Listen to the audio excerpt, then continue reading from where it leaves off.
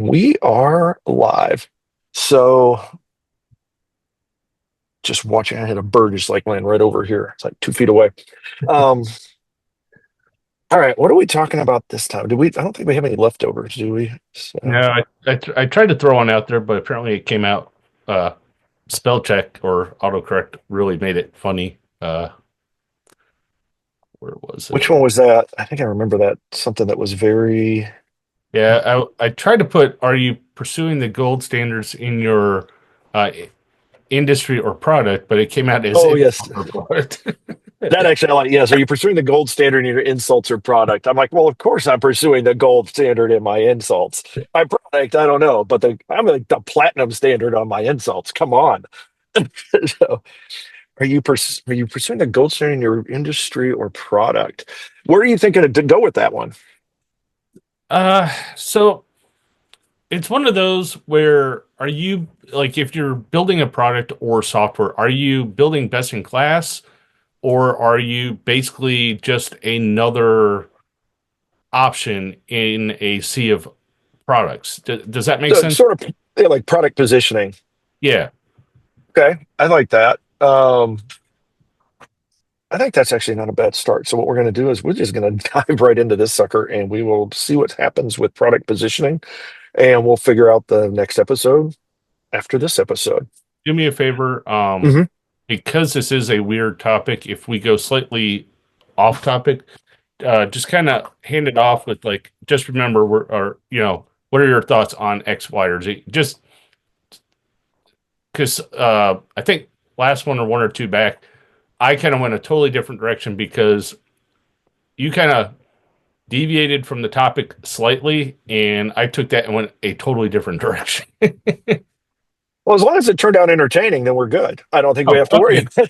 about it. It's like, we just have to cover that in the Well, editorial stuff, is to make sure we've got the right, that we aren't, we don't say it's one topic and then do another topic. Although sometimes I have done that. It's like start off and say, hey, we're going to talk, and we never talk about. So I'm going to give a little three, a two, a one. Hey, how you doing? We are back, or this is welcome home or welcome here. If this is the first time you've been here, we are Developreneur. We are the Building Better Developers podcast. This season is actually about building better businesses, and this episode we're going to talk about product placement. Now, before we do that, I'm going to introduce myself. Myself being Rob Broadhead, one of the founders of Developreneur, also a founder of RB Consulting, where we help you figure out the best way to wrangle all of that technology sprawl. Whether you're a little business and you're trying to figure out whether it's what accounting software you're using, or whether you're a larger organization that's trying to figure out who your IT staff needs to be, what kind of skills do you need to have, what kind of ERM or CRM or ERP or ABC, all of those things that you may not even know what they are, but you hear that you've got to get them. We help you figure out what is the best solution for you, not only today, but 6 months and 6 years down the road. And if you call it our secret sauce, it's not very secret. Basically, what we do is we sit down and talk to you, understand your business, look at what you have, where you at, and through whether it's integration, implementation, innovation, simplification, automation, any shun you can think of, basically, we will work with that and go out there, help you find the best solution to your problem or problems so that your business can be focused on business and not technology. Good thing, bad thing. So, good thing, I mentioned in a previous episode that we had a house we got an offers on our house right away, had a nice little, but it was like, got to be out in 2 weeks. Well, the good thing is, have made it past that, out of the house, got it closed. The bad thing is it was bad. Let's just say this is like a portion of my life I just want to like black out and forget, because it was a rough time. It started coming back late on a Monday night, very like I think we got home at like 11:30 or midnight, and then at 8 a.m. the next day we had movers. We had lost that whole 3 or 4 days on a cruise, which was not a bad cruise, but boy, it hit us right in the chops when we came back. So if you have a choice, I recommend not doing that. But you have no choice, even though I do recommend you listen to Michael as he introduces himself. thanks, Rob. Hey, everyone. My name is Michael Meloche. Welcome to Building Better Developers, Developreneur. Uh, I'm one of the co-founders, like Rob. I'm also the founder of Envision QA, where we are a software company that helps businesses look at their software stack and help them determine if they are working with the correct technology for their business or if they're working for their technology, meaning that they are having to implement processes to make this cookie cutter software work for them. Our ideal solution is to come in, help you do a software assessment of your processes, and help you kind of build a roadmap or build software, put the pieces in place that you really need to be very successful in your business, help it grow. And if you are building software, we also can bring a software team in and help you go from a small team or a struggling development house to a full-fledged development team and get your products out quicker and happier. Good thing, bad thing. Good thing, it is finally warming up. I'm finally not freezing anymore.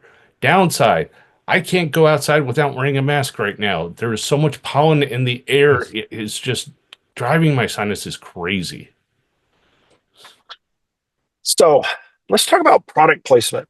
And this is really important, I think, for us when we're doing the side hustle, because with a in a general business, I think it's hopefully it's more likely that we have spent some time, we've done some market research, we've thought about our product, we've figured out what do we want to do, we've got we'll say a culture or something like that within our company that is sort of a this is what we're going to do, this is what we're going to produce. And some notable kinds of things would be like an Apple. Apple has always been, the gold standard or whatever. They don't care about price. I mean, it's going to be pricey, but the whole point is it's going to be pricey, but it's going to be a higher end product. Versus if you go like think about like McDonald's, they are very much like we want to get you affordable food quickly, things like that. So there's a wide range, and obviously those are two companies that are very successful, and there are examples throughout, from the very like the people that are the low cost kings and the people that are the you have to be a king to afford our product kind of products. Like where will you go with these? Now within these are also there's things particularly with software and digital stuff. There is a level of where in the physical world things wear out, things just will degrade over time naturally. It doesn't matter what your product is.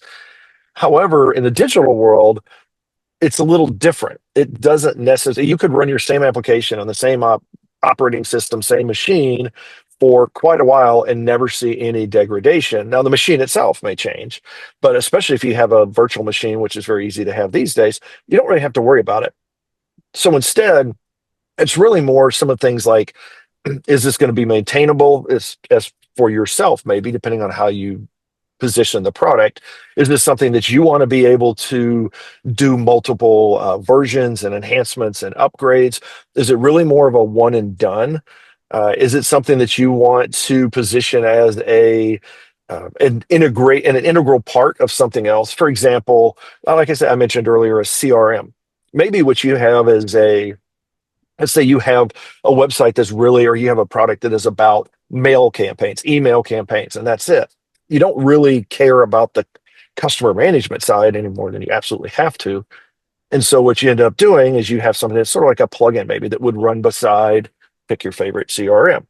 And so maybe you do something like that. So do you want to be standalone? Do you want to be part of something else? Do you want to be that high end product? Do you want to be a lower end product? And there is a long list of pros and cons wherever you pick these things. If you want to be higher end, then you need to be higher end. You need to make sure that you have high quality. You need to have the right processes, all those things in place to make sure that when somebody gets it, they've paid that extra, that high dollar amount for it, but they are going to expect certain things and you better deliver on it. If you do, great. If you don't, you're going to have problems because we're going to say, I could buy the cheap stuff and it would save me money and I'm not going to get anything worse than you do. So you have challenges up there depending on what you're building and what your goal is. Now in software, sometimes I will say that just getting a product, just solving a problem is in itself almost the gold standard because nobody else can do it maybe, or nobody else does it in a way that you do it. Okay, you can cut yourself some slack. But then you have on the other end is I want to be able to provide this at a low cost to whoever wants it. And then in those cases, it ends up being like, yes, you're going to be able to maybe have more people afford your product, more customers, but there with that comes the expectation in the types of customers that you're going to deal with. We've mentioned many times the 4-hour work week, and this is something that Tim Ferriss has mentioned before, along with many others that are very all these. It's about, for lack of a better term, I'm trying to find out like the politically correct way to do it, but just like some people are annoying more than others, and some people are really, are lower class or lower brow, however you want to do it. And if you're buying the cheapest product, you're probably not, you're more likely to be like pinching pennies and things like that. You're going to be more cost conscious. So you're going to be arguing that, hey, instead of $10, can you get it to me for $9? And the support of it, there's a wide range, just a broad range of issues that come with that. Now, I don't want to say that that's not necessarily the right way to go. It depends on what your bent is. It depends on what your product is. A lot of it does depend on things like automation and mass production and things like that. Because if you can automate your customer service so that it's maybe just you, but there's an automated piece that could handle hundreds of thousands of complaints and customer calls in a given hour, then go for it. Like roll that dice, throw that stuff out there. If it's affordable, go for it. If that's not what you want to do, if you want to have like that very personal touch for everybody, then maybe think about, maybe I don't want to have as many customers as much as I want to have like more of my ideal customer. Less customers overall, but the ones that I have are going to be, more near and dear to my heart, as we would say, and therefore much more a better fit for what you're providing. Now I know I've gone pretty broad on this, but I want to just sort of think like, what are your thoughts in product placement and maybe even some of your experiences with it, Michael? Yeah, so it's interesting. You really focused kind of on the product itself, but sometimes as a business owner or as we are service providers. We're not necessarily product providers. So we don't have a physical product or software. We're actually selling our services. So that still falls within the conversation of product placement, though, because your product in it of itself is your services. How are you selling yourself or what it is that you offer to your customers? Now, before I dive into that, though, I do want to touch on one thing with the product placement, though. So, if you are building a product, as Rob mentioned, price point is critical. But the other problem you run into potentially is competition. Is your product something that is too generic or too general that you are one of hundreds? So the problem you're going to have is how are you going to stand out? How is your product going to differentiate from those other competitors? And price point is one of the big things Rob mentioned, using automation, things to improve, time to market, lower your cost. There's still some issues with that because if you are trying to sell a product in a vast industry or with vast competition, you have to be very careful to position yourself in a way that people don't forget about you. Or you're going to run into what Rob was mentioning, where you're going to have those penny pinchers, or not even really that, but one customer saying, well, why is your product $50, but this person over here is $10? So you've got to be very careful where you place your product. Now, if you are more of a niche, more of a Etsy kind of person, Etsy's a great place, but Etsy still has its competition. The other thing you could look at is maybe smaller markets like your local towns, flea markets, other areas like that. But in the digital world, most of your customers are going to be online. So you're going to have to figure out how to place yourself in a position where you stand out. So either it is better quality product, use higher quality materials, which does justify the cost, but you need to make sure that the cost is still something that you can pass on to your customer, that your customer can afford your product. So just some caveats there to be careful of if you're doing a product-based company and you're trying to position it. All right, I want to flip over to the service side now because services is a little more what me and Rob kind of do from a consulting, from a developer's perspective. We're out there providing software services to companies. We build software, we provide services, we help them analyze, do assessments, things of that nature. The problem is if your customer is non-technical or your customer is very technical, you're going to run into a couple situations. One, how are you going to justify your cost to sell your product to someone that knows nothing about what you do?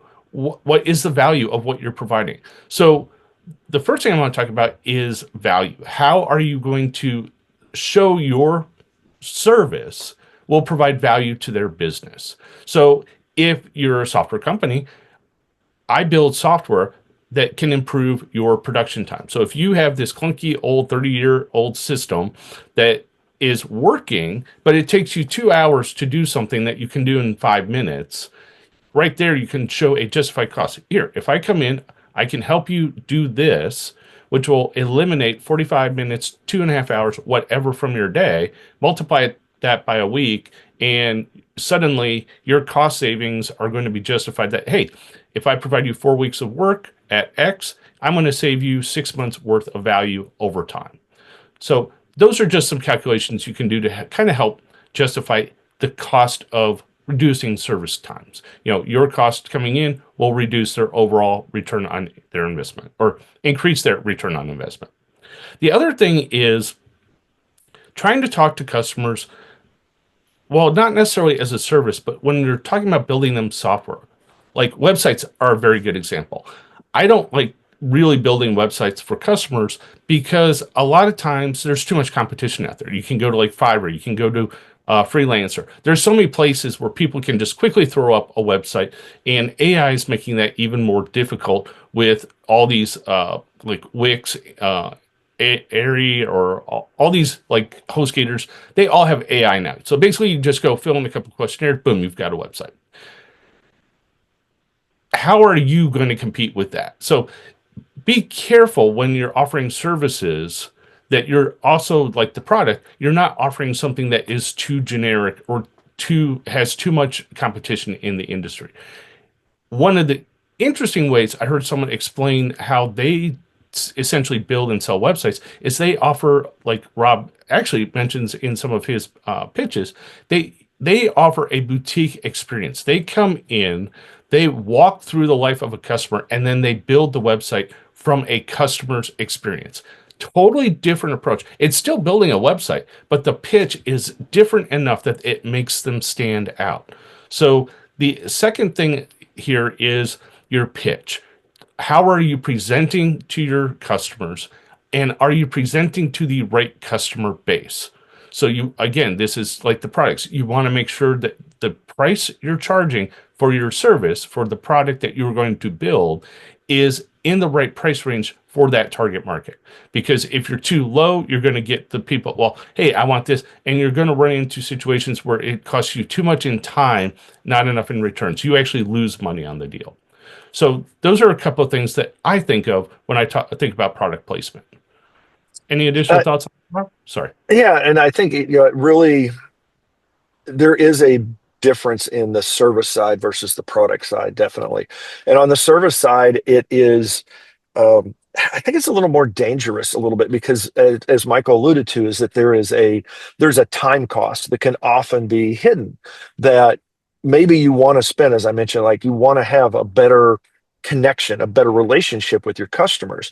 Well, that is going to require time. That requires investing in those relationships and your customers and all of the things that involve that.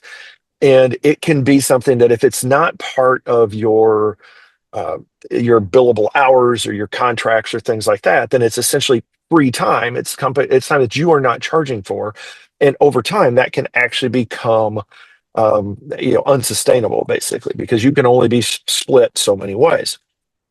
Now you can hire people and things like that, but then there's a cost, and all of those things continue. So I think that's with a service. It is definitely something that you want to, and again, this goes back to the developer side of this whole thing.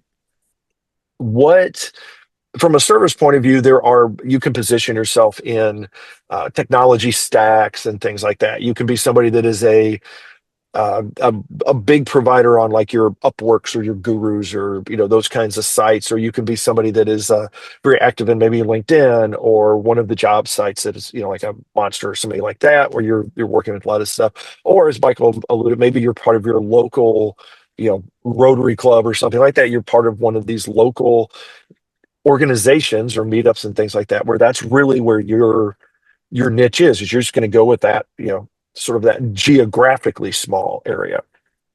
You may also want to go with something technology or line of business small. So instead of I'm in healthcare, maybe you are in um, devices for heart transplants, healthcare, something that's like very much more niche, but then you can also maybe, charge a little better, charge a little more, but also you don't have to, you don't have to have a pitch to large numbers of people. You can actually have a much more personal pitch to maybe potentially every single customer. And I think that is a value we provide as when we're going out there to provide a service. Part of that is how we build that relationship, how we maintain that relationship, and where that fits in. And so, some of it you want to think about, and this gets into the challenge, is your challenge is what is your primary product and where, if you had to give, let's say, 5 bullet points that are placement points on your product, what would they be? Would it be something around pricing, for example, like we give you the best deal, or we we are the Porsche of this product or this service? Does it have to do with the customer experience? Some places that's the whole thing is like, is it all about the customer walking away and your product may or may not be great, but their experience with you in your product or your service is great? Does it have to do with like a niche or something like that? Like, is part of it is that you place your product in an area where others don't? Maybe you're a combination of things that others aren't. Maybe you're the first. You create shoes that have, for example, shoes could have bells on them, but maybe you have shoes that have fidget spinners on them if somebody wants to sit there and fidget spin their shoes. I don't know. There's, you look for some different combination, some unique problem that you're solving that can be part of your placement. But I think there's a couple factors into it. So that becomes the challenge this time around is list those out. Be self-aware in your business. Is like, what is your product? What is your service? And this is going to help you with things like identifying your ideal customer, and even pricing and things like that. For those of you that are watching this, I think that will be part of my bonus material that we do offer on the YouTube side, is I want to talk a little bit about pricing as we get into the bonus material. That being said, our overtime is coming soon because this one's wrapping up. As always, shoot us an email at info@developreneur.com. Reach out to us in all the different ways that we provide. It's whether it's a review here where you're listening to wherever you listen to podcasts, or out on YouTube and the Developreneur channel. If you want to go out to developreneur.com, we have contact forms. We have feedback available on every one of our articles and all of the kind of stuff that we've got there. You can catch us on X at Developreneur. You can get us on Facebook. We have a Developreneur page there as well. That all being said, harder than it seems sometimes. Go out there and have yourself a great day, a great week, and we will talk to you next time. All right, bonus material before I forget it. Pricing. The key to pricing is, you sort of talked about it, but I want to go back and revisit that a little bit, is the key to pricing is not what the market will bear necessarily, or sometimes, I mean, there is supply and demand, obviously have some level in that. But it really is, I think it comes down to what particular services, what is the actual value to the customer of what you are providing. And it could be something that's a very hard number, like you're saving them time, like Michael gave in his example, that it's, you're going to cut their processing time from an hour to 5 minutes. Those are very nice to show because they're hard numbers. You're going to save, in that case, 55 minutes a day, 5 days a week, blah, blah, blah. What's their hourly rate? You can do these things and you can say, this is what the value is, and then figure out, the good and the bad is like, if the value is $100 a week, then your price still have to deal with your price point. Do you want to save them then, charge them $90 a week? And so they're only saving $10. Do you want to charge them $50 a week? So it's only, it's saving them $50. There's things like that come into play. But I think the first step is always, what truly is the value of this to my customer? And if it's a service, Yeah, sometimes it is a little easier because it's just like this is the rate. This is a cost of doing business in this area. You're gonna spend X dollars an hour for somebody that does this kind of work, and that kind of stuff you can find through do some competition research, see what other people bill, how they work, and maybe that's part of your what your special sauce is that you can change your cost structure so that you can actually charge a little less, or you will adjust it and you charge a little more, but it shows in the service you provide. Bonus material from you, Mike. Yeah, so it kind of tacking onto that. So one of the ways to help you, especially if you're in the service business, is go out and look at things like freelancer.com. Go look at your competition. Go look for services that you provide online and find out what other people are charging. But also make sure that you're looking at these in your market. So if you have a specific niche where, hey, I build iPhone apps. Look for people that are building apps for the iPhone. If you're looking for people that are building, or if you're looking to build a service where your app is on every platform, now you're in a bigger market, and chances are you're going to have a lot more competition. So even there, you could look and see, hey, how can I tailor what I do into a smaller pocket of customers? Now, it does reduce your customer size, but it could potentially even increase the cost of your service because you can provide better quality and support a specific industry or product better because you're not trying to compete with everyone. I think that's probably just a good point to wrap up there. I think that is, those are a couple of key things that we definitely want to keep in mind. It's the market itself, what's the competition that we're going up against, how are we going to differentiate. It can be a price, it can be in quality, it can be in all time to delivery. It could be that your goal is you're going to compete against maybe even AI, where you're going to say, hey, we can turn this around in 24 hours or something like that. All of those are things to keep in consideration as you're putting these together. And if you have those and you're struggling in acquiring customers, then maybe that's one of the things you do is look at what these points are that you put together. And is there something that you can adjust that will shift you into a different niche? Maybe suddenly eliminate some of the competition because they're not going to go there, but you have a value that does. There's things like that to keep up with. But for now, we'll wrap this one up. Thank you, as always, for joining us. We'll be back with, yes, yet another episode because we've got a ways to go in the season, and we will talk to you next time.